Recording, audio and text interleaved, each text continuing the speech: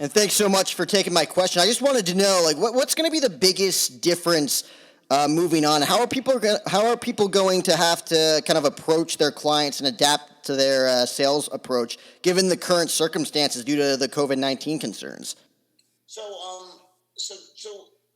interesting. I had a person over my house the other day who's from Utah, and he's a big figure in the door-to-door space, right? He runs conferences, and we were talking, and I actually interviewed. He's going to be on my podcast this coming week, actually.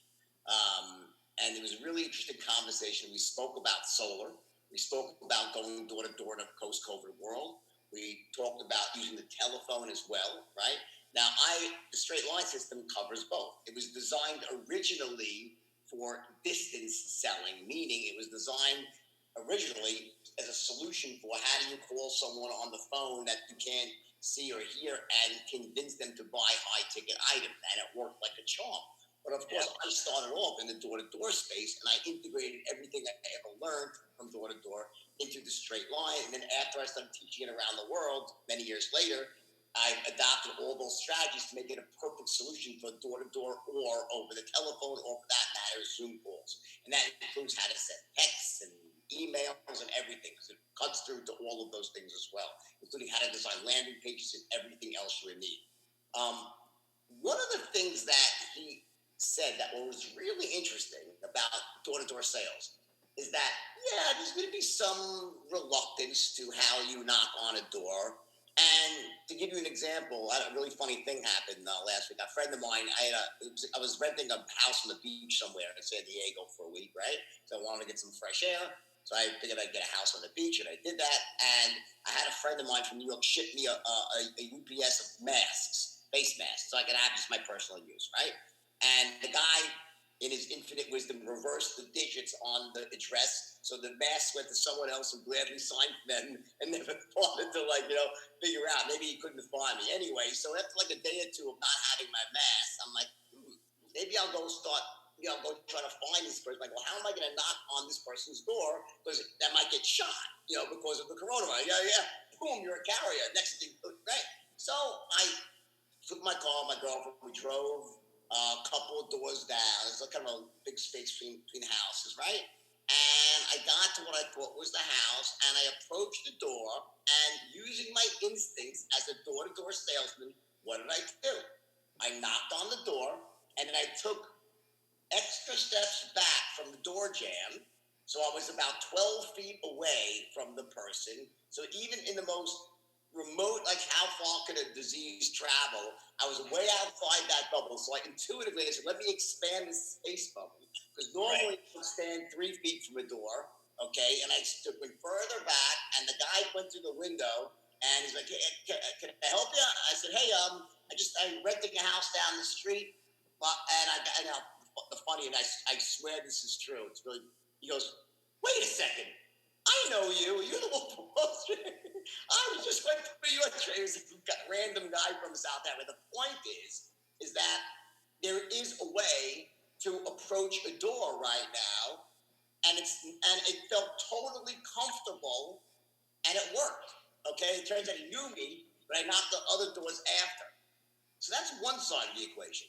In addition, the other side, which this person pointed out to me, goes, remember, a lot more people are going to be working from home now, which means you're going to find a lot more of the doors that you knock on being answered, and both parties, both decision makers will be there. This is a huge boom for the door-to-door space. And I believe that long after the fears of any fears about catching a virus have faded from the mind of the public, the paradigm shift of working from home is going to remain because there are so many obvious advantages. So I am very bullish on the door-to-door space. I really, really am. And we had a very in-depth conversation about that. So I think that number one, right now, as long as you understand how to use the straight line, you can be an incredibly effective phone closer, but absolutely without missing a step. And in addition, by taking the straight line from door to door, even more powerful or just as powerful. And I think you're going to find that people now start using a combination of those two, and the great salesman will use both to get to levels of productivity that far exceed a pre-corona world. So don't think for a second the door-to-door space is done. It's the opposite. The other big thing I wanted to ask you was, giving your expertise and your experience in sales and kind of getting people to buy into what you're saying, and given how a lot of young students and entrepreneurs are looking to build their own brands on social media, I wanted to get your take on how you were able to build such a strong social media presence in just a couple of years. I think I can sort of thank my son for that, because he pushed me to get into the social media world. I had a sort of a cynical attitude towards social media, because I was like, well, I'm a real celebrity, and I don't need social media, I can't believe these people. And I looked at some people who are certain, no doubt about it, simply manufactured celebrities or manufactured influencers. And at first I thought it was kind of obnoxious and disdainful. I'm like, wait a second. I'm like, this is ridiculous. It's a ridiculous notion to think that. And I watched how some of them had became very successful and well respected based on if they had the goods to deliver on top of all the hype, right? The point is that I have seen people that possess no special qualities, not particularly good looking. I'm not talking about the girl with the beautiful butt or whatever that goes on social. Or the guy with the perfect abs. That's a different thing. I'm talking about average, everyday people, right? Who simply make it a point to post interesting, valuable content and share it with their friends and people. And let me just tell you something. It's a very odd thing that if you just keep doing it and posting, there's strategies behind this, but anybody can develop a significant social media following. It's really, really easy to do. And by the way, it's not an instant rise where you take social media and make money. No, it's more of a multi-step process of how you monetize your social media following. But there are certain steps that you must be doing right now if you want to really be successful in that space and use it as part of your business in terms of lead generation, which will be substantial in solar. Now, in building your brand too, there's social media, but of course, as you know, there's ups and downs, there's good decisions, and there's mistakes. And I'm sure you've had plenty of those stories over the years, but was there ever a client or a friend or even an employee of yours that went from nothing to having everything, or, from zero to hero in a sense? Yeah, I mean, listen, I more than I can count. I mean, nowadays, so I mean, there's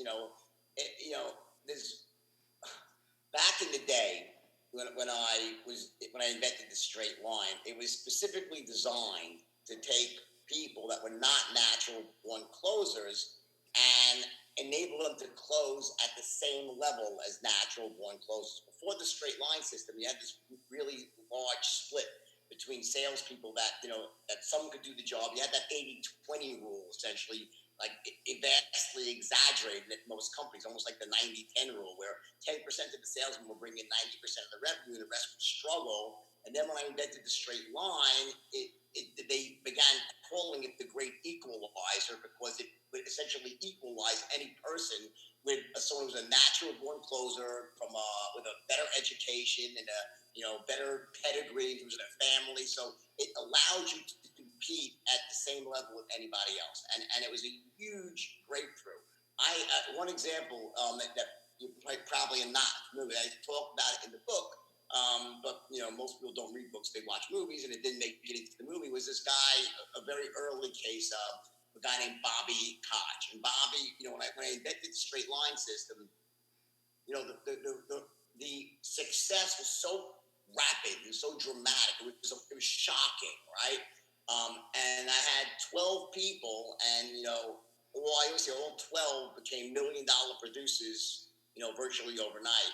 It's not really true. It's an exaggeration, because one of them, it was 11 actually. It's just easy to tell the story as 12. There was one of them who could not do it. He literally I have to say, he was so dumb, and he had such a thick, guttural New York accent. It was like toxic sludge coming out of his mouth, right? And the those first 12, 11 took off, and then I hired hundreds more behind. And Bobby just struggled for like 6 months. And I actually went out and I hired a speech coach to help him drop his New York accent, to soften it. And he kept studying the straight line and learning it, the nuances. And it took about maybe 6 months in his case.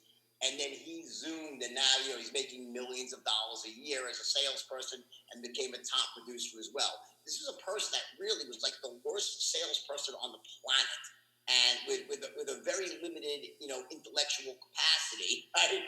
But even then, if you heard this guy on the phone talking to a person worth $100 million, you'd be like, damn, this kid's sharp, right? And it changed his life. But the gist of it, and I could dig it up if you want me to read it here for everybody. It was really interesting.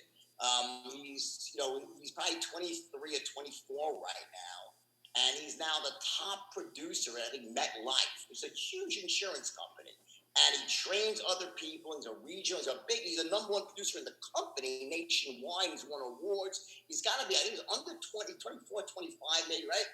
And he had a broken home. He failed out of school. He never amounted to anything. He was broke at 18.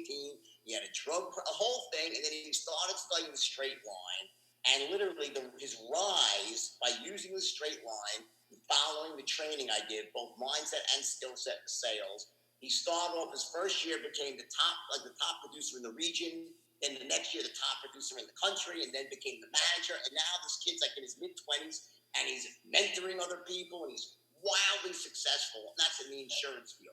I could tell you so many other cases of people in the solar field, you name it. And in fact, to me, I think that persuasion sales is a required skill for everyone. If you're not really proficient at that, you can still make money, but you have to work 3 times as hard as everyone else around you can do it.